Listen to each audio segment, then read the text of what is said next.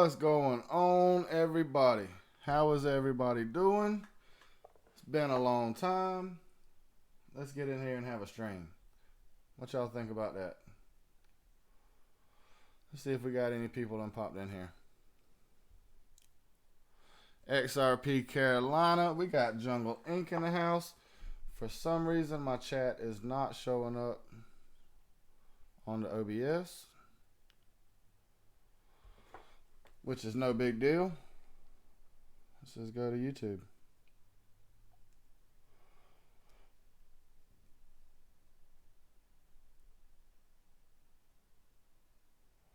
No big deal. Why is that thing not showing up over here?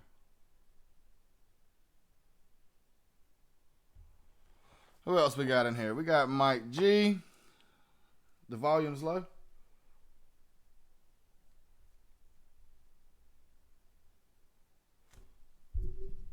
How about now?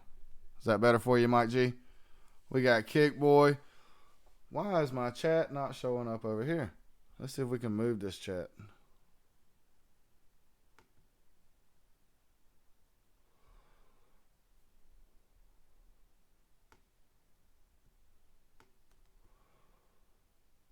There we go. That'll work. That'll work. That'll work. All right, let's see. We got Angie. We got Mike G. We got Bob Moneybags. We got my brother Kick Boys. We got Steve Wilkinson. Guys, it's been a long time. Vacation is over with. It's time to get back to work. The charts are heating up. But guys, there's some pretty cool things I want to show you today. Some pretty cool things. One of the first things that I want to show you is a video that come out by Peter Pumpkin Eater. Are y'all familiar with Peter Pumpkin Eater? He has been in the community for a little while, but man, he put together a really nice video, and it really goes over a lot of the things that I want to talk about today. So I really want to show you this video. About 40, 50 central banks across. Let's listen to this.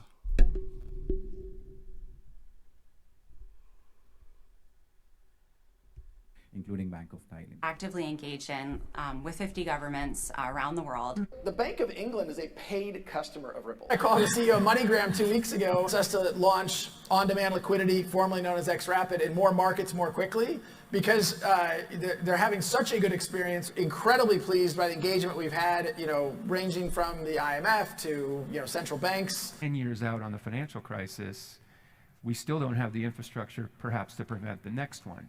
And I think this is where digital assets can really help. With a really efficient digital asset, something like XRP, again, that's what we believe will be the most efficient. What is Interledger's total addressable market size? It's all the money. What do you think is the biggest challenge for banks to adopt XRP? We don't see a major challenge in adoption, to be honest. In terms of adoption, it's really about using the banks which were shown in the earlier slide to create the initial network. Once we scale and the banks we're working with together would allow around a 90% coverage of the world's global networks. So we're having some great dialogue with banks around the world about using XRP. See IMF holding crypto assets in the future. I did not put that up there.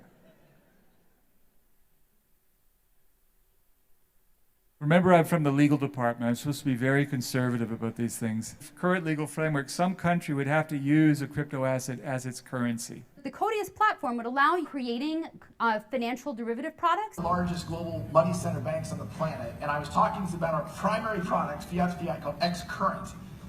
And this guy kind of interrupts me. He's like, yeah, that's nice. But I have a problem settling into Peru. Can I use XRP to help me settle into Peru? Merge R3 and Ripple. Make sure that XRP is practically used. The Middle East to South Asia corridor, we are already mainstream, right? So if you look at the top 4 banks in Saudi, they are our customers. You look at top 4 banks in Kuwait, they are our customers. Number of institutions like UAE, Extract Bank in the UAE are our customers, right? They're only all mainstream. We believe that we are at the tipping point, right? We believe we are at the tipping point. Guys, y'all heard him say it. And it's going to be extremely exciting to see what's going on with this stuff. Hold on a second. Let me turn this thing back down. I don't know why it started playing again. But what I really want to talk about, being on the tipping point, being in the walk phase of this journey. The famous quote by Brad Garlinghouse, crawl, walk, run, is very, very obvious that RippleNet and XRP adoption are ready to explode as they are in the walk phase. Guys, we are now walking. How long will it take before we start to run? Brad Garlinghouse famously quoted with regards to XRP adoption, for the eternity it seems RippleNet and XRP were stuck in the crawl phase. Laying the tracks for what has to come might have been enough to satisfy some of the XRP community, but for others the lack of adoption remained worry, particularly as it played into the hands of Bitcoin maxis rhetoric of banks will not use XRP or it's not going to be used. Thankfully, the flag bearer of the whole crypto industry is finally getting some real traction, with XRP volumes continuously breaking records in number of corridors. Adoption has started slowly, but we can confirm we are now well and truly in the walk phase, with over 70 countries and over 300 customers live on RippleNet, and with more and more switching to XRP-based ODL on-demand liquidity. Guys, it's very exciting to see this thing play out. I heard Jungle say this morning, I was watching the Jungle Inc. video this morning, and Jungle said the same thing that I've said for a long time. It's not a matter of if, but it's a matter of when. And I really and truly, I think that we're out of the when part of that scenario. It's not a matter of when any longer. It's a matter of how long before we actually get there. And I'm very excited to see where that's going to take us, guys. Very, very excited to see where that's going to take us. I'm still holding true to the fact of what I said on Jungle Link's channel, saying that I'm a firm believer, 100% firm believer, that we are truly in a bull market as we stand. 100% firm believer that if the charts repeat themselves, it's going to be a very, very exciting 2020, and it's going to get started within the next month. I see if we're going towards what the charts repeat themselves, then really and truly, somewhere in the middle of March, I see this thing exploding larger than anybody is ever expecting at the moment. I see some situations going down to really and truly make some life-changing money in 2020, guys. And I'm a firm believer that it's not a matter of when, but how long is it going to take to get us there? We're seeing it all over the place. We heard it right there in that video. The gentleman said 90% of the globe, not 90% of the countries, but 90% of the globe going through and utilizing RippleNet, Interledger Protocol, and giving them the option on whether or not they want to use XRP. So that's been the plan. Don't ever mistake that, guys. That has been the plan since day one, and I can show you that that's been the plan since day one. Right down here. Let's get down here with this sheesh burla. Here we go. I can show you for a fact that that's been the plan from day one. We are on track for exactly what they said they were going to do. No, so as I said, the X-current product, the way it's implemented today, uses fiat currencies. So the convergence that we see coming in the next phase is for banks to have an option to say, do I want to use XRP? So instead of the German bank holding Turkish lira, they could say, Akbank, are you able to accept XRP and give me Turkish lira? Here's 100 lira worth of XRP. Here's 1 million lira worth of XRP. And instantly that can be settled without having to hold balances. So that's the holy grail. That's the ultimate end goal that we're aiming for. But if you don't have connectivity, you can't even start. So first you get the banks connected. They do what they're doing today better. They like it. They build new services on it. Then they go, I want to do this in 100 countries, but I can't hold currencies in 100 countries. Well, guess what? You got XRP. So it's a phase strategy. but that's the way, banking works. It's a phased strategy, but that's the way banking works. First, we have to get everybody connected. Once we get everybody connected, then they're going to have the option.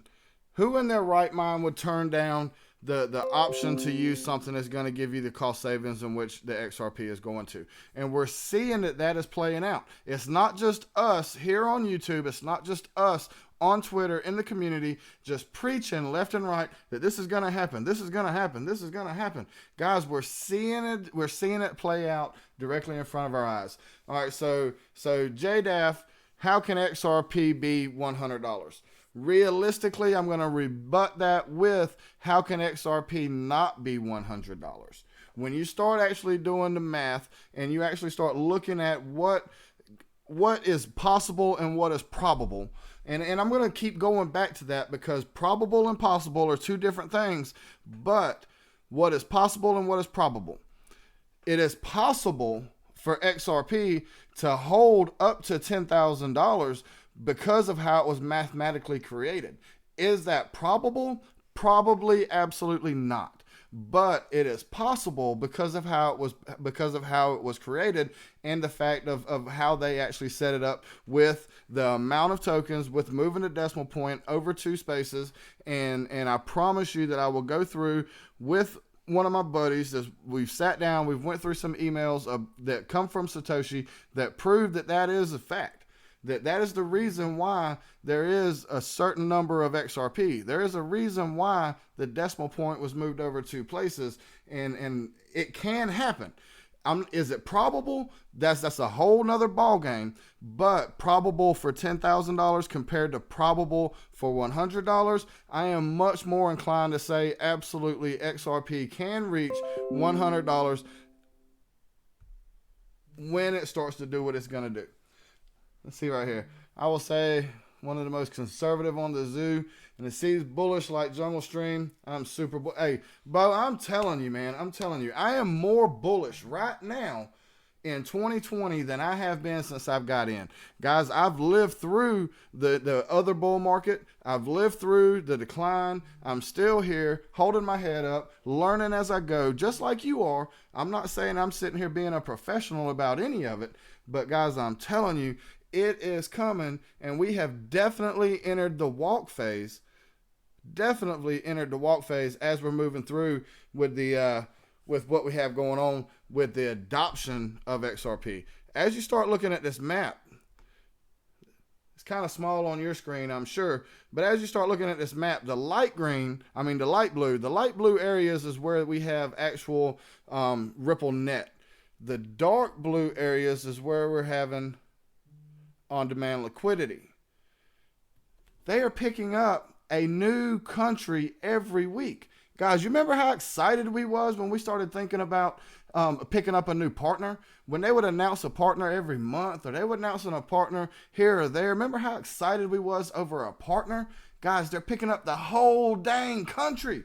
The whole country. Not just a partner, the whole country. And what comes with that country is going to be more partners. 90% of the globe, I'm telling you guys, 90% of the globe is going to be going through the Interledger protocol. It says, hey, how much money is going to be going through Interledger protocol? You heard it in a video just a second ago. All of it. All of it, guys. I am more excited and more bullish right now than I have ever been when it comes to cryptocurrency. And I think that the fact of the matter is because realistically, when I first got into it, I'm just like every other newbie. I got into it trying to make a quick buck.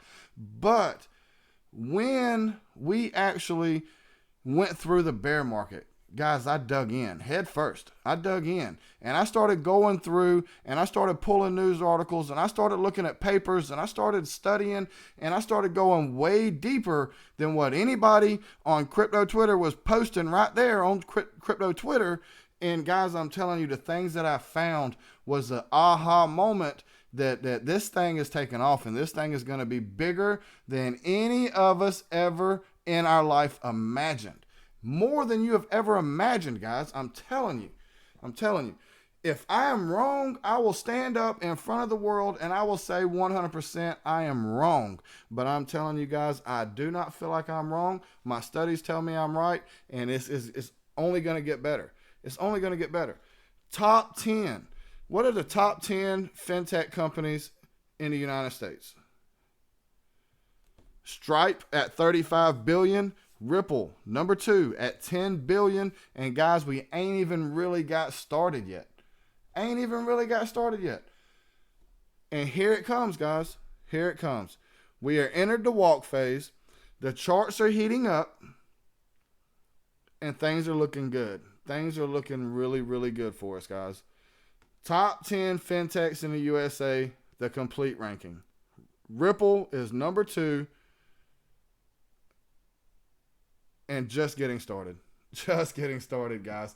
It's crazy. It's crazy. Got another partner here. Make the most out of on-demand liquidity. Intermix. This is more exciting news, guys. We're going to hear more and more of this as we go through.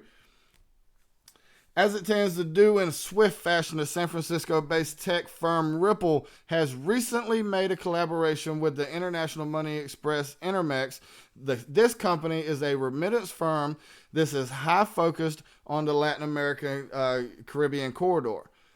This new collaboration between the two companies will make use of the on-demand liquidity from San Francisco firm, denoting that the remittance service provider will also be leveraging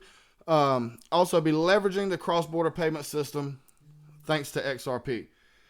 Guys, and I hear this guy that is out on Twitter, and he keeps making these YouTube videos, and he's calling out everybody from Jungle Inc. to Crypto Eddie to anybody that'll talk to him about CBDCs are going to come in, and they're going to just take the use right out of XRP, and it's just going to be gone. It's going to be dead.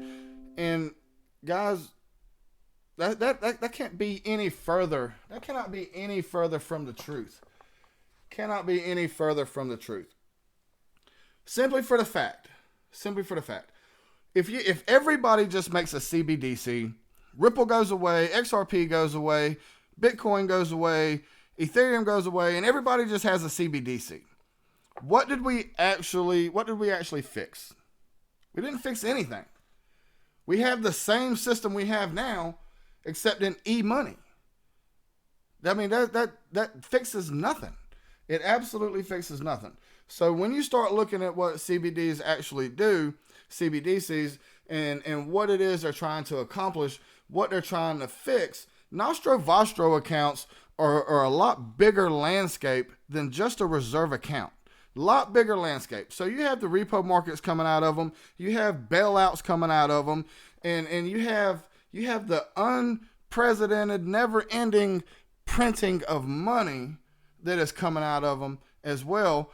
That is fractional reserve lending. Fractional reserve lending is really and truly the biggest problem that we have when it comes to our economy, and it's the biggest problem on why our banks are broke. Fractional reserve lending. That's the never-ending printing of money that is just going out to anybody and everybody, printing billions and trillions at the time. When our national debt, when the national debt is up over 23 trillion, how big is the world debt? If just our national debt is up over 23 trillion, and if we don't fix the problem, then it's going to get worse. And what's going to happen is we're going to end up just shutting down. It's going to be ridiculous, not for us, but 20 years down the road for our kids and our grandkids that are having to pay all this debt, that are really and truly having to take the money from the taxes and actually pay the bills at which we're creating now, instead of being able to actually build what they need to build to be sufficient and efficient in their lifetime. CBDCs take more than what's happening. If you take a basket of CBDCs and you just start handing them out to everybody, guys, what's going to happen right here is realistically, we have the same problem. We still need a reserve account somewhere. We still need somebody printing off as many CBDCs as they possibly can. We still need a lot of different situations going on right there to where realistically you could take it just like Ashish Burla said. You get your CBDCs, no doubt. We need those. We need those to complete the electronic rail of this. So get your CBDCs, get them up, get them going, get them where they need to be. But instead of holding a CBDC for every country in the world, you hold your own CBDC and you connect to everybody else with interoperability through the Interledger protocol, settling your transactions with XRP. It's simple. It's not rocket science. It's simple. All you got to do is step back, look at it, dig in, and really and truly look at what's going on. And guys, I'm telling you guys, when we start to run, it's going to be ridiculous. People are not going to be able to get in fast enough when we actually start to run. We're walking now, but the walking is going to ramp up. We're going to start speed walking. The next thing you know, we're just going to turn around and we're going to be in a full-blown sprint with 90% of the global economy on our back door. So once we actually get all the banks connected, adding a country a week would realistically put us just over 24 months to have the entire landscape on RippleNet. So once that's happened, Swift is no more. But understand, RippleNet runs through a fiat-based system. So once we start going further, it's going to take a little while for these guys to get their CBDCs going. And if you listen to what they're saying, all of them are saying the same thing. 2 to 3 years. 2 to 3 years. 2 to 3 years, we'll have it going, except for China. China is beating down the door trying to get it now. But once we get them all connected, all right, and you give them the option to actually take on XRP, they're going to take that option. Simply for the fact that they no longer, at that point in time, they will no longer need a reserve account. They will no longer need fractional reserve lending. They will no longer need millions and trillions of dollars that are sitting dormant. They're going to go that route, guys. It's inevitable. It's going to go that route. But once they take on XRP, the landslide in which that's going to cause in price, as far as the uprise in it, is just going to be astronomical. Things that you've never even imagined. And people are talking about $10 and $100 now. Imagine when the whole world is crossing borders on the Interledger protocol, and that's happening. So once that actually happens, guys, that's not where XRP stops rising in price. Once that happens, understand that we can actually start trading upon this thing like we're doing now, but on a global scale. They can start trading on it. Imagine the gains that are going to come off of it at that point in time. When people say that this is a long-term hold, absolutely. The final bell is a long-term hold. 5-10 years down the road, a long-term hold. Will there be life-changing profits on the way? Hey, I'm going to be honest with you. There's going to be life-changing profits in the year of 2020. If I'm wrong, I'll sell it all and walk away, giving deuces with my head raised high. But everything tells me 2020 is the year that you and I make a difference in our families' lives according to the charts. I'm excited. I don't know about y'all. Man, I'm more excited. I'm more bullish than I've ever been. All right, XRP Carolina says lunch break is over. See you, buddy. We'll see you in the next one.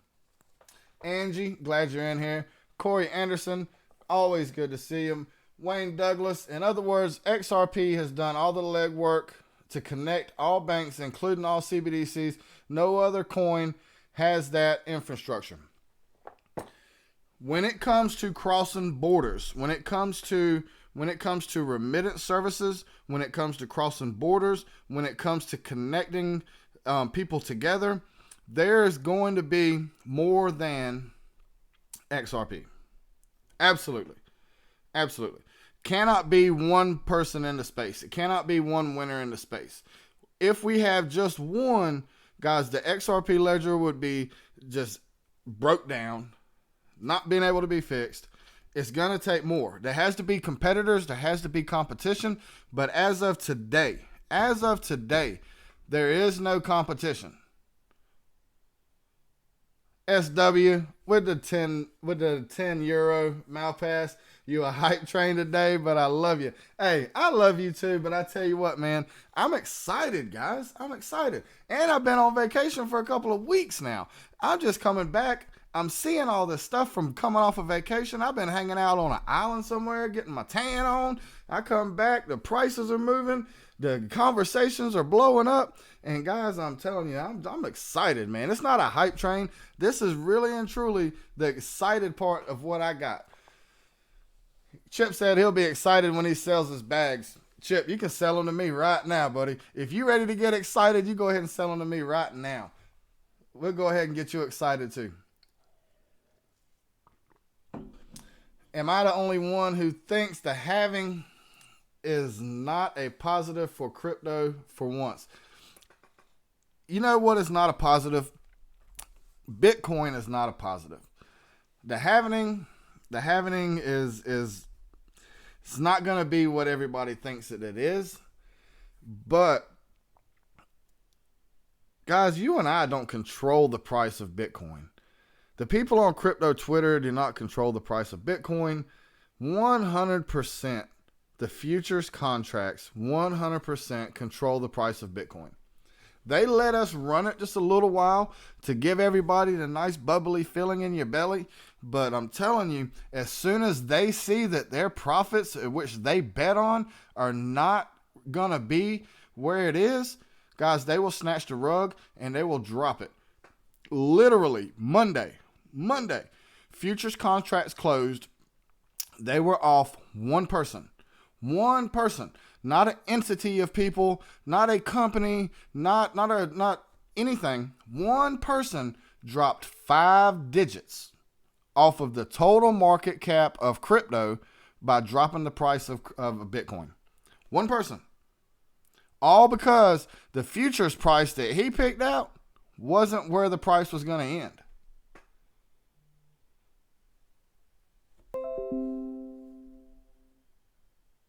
And if anybody thinks that's going to stop, that's not going to stop, guys. Futures contracts now own Bitcoin. It's not pretty. It's not lovely. I don't know how in the world it's going to turn out in the end, but as a store of value, futures contracts now own Bitcoin. I hope that they get greedy, and I hope that they run it up. But I'm telling you, I think that we're coming to the day where Bitcoin is not king ding-a-ling any longer. I think we're going to see the day when Ethereum is going to take it over. Ethereum is going to step up into that number 1 spot, with XRP coming into 3rd still. And then shortly after that, I really and truly see XRP going above Bitcoin. And then once I start seeing that, then it's going to be a battle. I see a full-fledged dogfight between Ethereum and XRP on who is going to be the number 1 coin when it comes to digital assets. Ethereum, if they can get the bugs worked out, is going to be massive. Absolutely massive. XRP, no doubt. XRP is going to be massive. But don't sleep on Ethereum.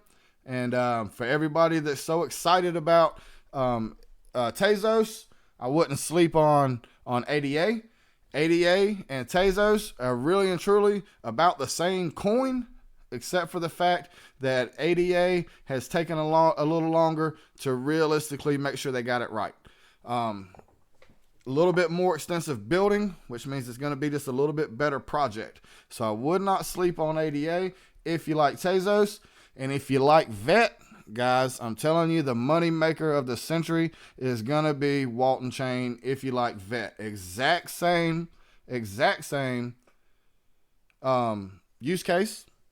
But when you get down and crunch the numbers on it, Walton Chain has had an all-time high of over $38. Not only has it had an all-time high of over $38, but it has a smaller market cap and it actually has a smaller supply as well. So it's not going to be as difficult to run the price up on it with an all-time high of over 38 bucks. Guys, I got into it about 2 weeks ago at 36 cents. And guys, that's something going to slammed all the way up to 77 cents. I think we're trading somewhere around 72, I think. Let me look. Somewhere around 73 cents at the moment. But guys, it doesn't take much money to move it. And exact same use case as VET. And it's not a bad buy if you like VET. I bought Tezos at 80 cents. Crypto 6 foot, man, you the man. If you bought it at 60 cents, man, at 80 cents, dude, you just made some jack. I'm with you. I'm excited about it. XRP will take over fiat. I don't think that it's going to be XRP that takes over fiat, but I'm telling you, we're going to see it go from what we have now, the electronic money that we have now, we'll see that come to an end. We'll see electronic money come to an end, and we'll go to a digital economy that's more or less, we're going to see the CBDCs. We're going to see a USD coin. We're going to see the Euro coin. We're going to see all of that. But instead of having things happen to where you have to have a situation where you have to hold multiple currencies, they're going to put XRP out there and bridge it all together. And so instead of having e-money, you're going to have digital money. So let's pull this up. This is a very good article about CBDCs. Let's go to this one. This is the Revolution of Money 2. This is all about CBDCs. Anything that you want to know about CBDCs is in this article, The Revolution of Money 2, put out by Accenture. But there's a big difference between e-money and digital money. There's a big difference. Let's get down here to it. But let's look at what's already, hold on, before we get to that, because this is pretty good right here too. Recent blockchain developments. The readiness of blockchain-enabled payment solution has made a significant progress during the last 6 months. This PDF come out in 2019, guys. Blockchain can now address residual concerns about scalability and interoperability, and therefore offers a foundations for advancing towards select real-life applications and implementation plans. Bank of Japan and European Central Bank, a joint project called Stella, to conduct cross-border payments, concluded that the safety of cross-border payments could potentially improve using DLT-enabled payments with synchronized settlement and locking of funds. All right, so basically, everybody's just been testing. They've been testing and testing and testing, and they all come to the same conclusion that distributed ledger technology is really and truly what they need to do. All right, here we go. Bank of Canada and Monetary Authority of Singapore, a joint Jasper Urban project to show the tokenized central bank money can safely be exchanged in cross-border payments across different distributed ledger platforms. Then we got Norges Bank. Norges Bank reiterated that it considers itself a public central bank digital currency similar to cash. Swedish Parliament. Swedish Parliament is in response to a decline in the use of physical money, pressed for moving the e-krona project one step further. Switzerland Stock Exchange, SIX reiterated that it founded a new company, SDX, to develop a fully integrated trading, settlement, and custody platform for digital assets based on blockchain-enabled technologies. Guys, there's so many of them. The Bank of Canada, Bank of England, Monetary Authority of Singapore. They all come together. The Cross-Border Payments Project concluded that tokenization can help overcome prevailing inefficiencies and constraints in cross-border payments. Australian Security Exchange, ASX. ASX reaffirmed that it will proceed with implementing a blockchain-based system to become operative by the first quarter of 2021. Guys, it just goes on and on and on. It's happening. It is definitely happening. But The existing monetary architecture exhibits significant pain points. Guys, this is an amazing article that I'd really push everybody that don't have a good idea of what a CBDC is, what it's used for, how it works. I would really push you towards this and really and truly dig into a CBDC, exactly what it is. CBDC use cases for the retail, wholesale, and cross-border.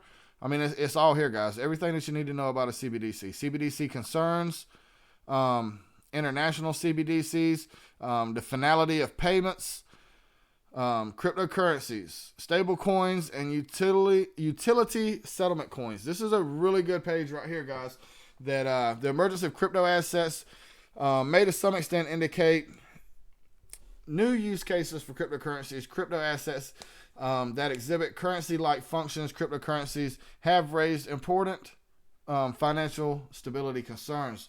Then you have your stable coins, utility settlement coins. Cryptocurrency is defined as privately used token denominated in non-official currencies. Stable coins, privately issued tokens backed by reservable assets and or official currencies.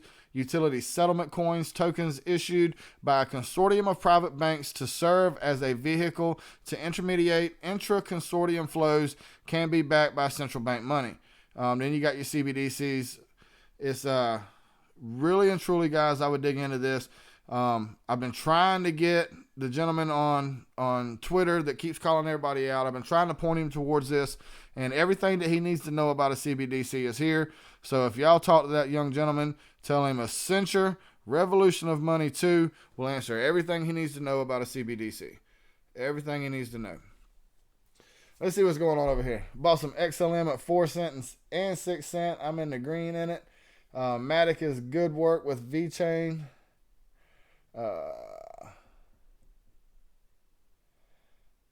Need Uphold to add some cryptos. What is the highest price targets for VET in 2020? VET's got some work to do. You see VET over 80 cent? Dog, really? You see VET over 80 cent? That would be exciting to see. That is no joke. But I think you're giving it a little bit too much credit to see it over 80 cent. Golly, I can't believe you said that. 80 cent. I'm gonna dig into it because realistically, I like the opportunity that the other holds a little better. I got a feeling it's gonna go a lot higher. We got Mr. B in here. Mr. B, it's good to see you in here, buddy. Good to see you in here. Guys, I wanted to come in and rant for a little while. Definitely glad to be back off of vacation. I'm definitely going to be putting out some videos real soon. I worked on some for a long time last night and said, you know what? It's just easier to go on live, and let's just go ahead and rant a little bit. I'll come back and say I told you. Man, I hope you do, man. I promise you, because I got some very, very close friends that are knee deep in some VET, and please come back and rub that into my face, man, because I'm really and truly, I hope they do well. And hey, Mr. B, thank you, sir. Thank you, sir. Hey, things are heating up, guys. It's getting very, very exciting. 2020, it's the year for me and you. It's the year for XRP. Walk. That's what we're doing. We're walking. And I can't tell you how excited I am to see this thing run. But I'm glad that we're no longer crawling. Crawl, walk, run. Let's get this thing going. Let's get the party started. Miss Connie, thank you for coming in and hanging out with me. I'm going to go ahead and start to wrap this thing up, guys. But, hey, much love to every one of you. Like and subscribe if you haven't. And I will see you in the next one.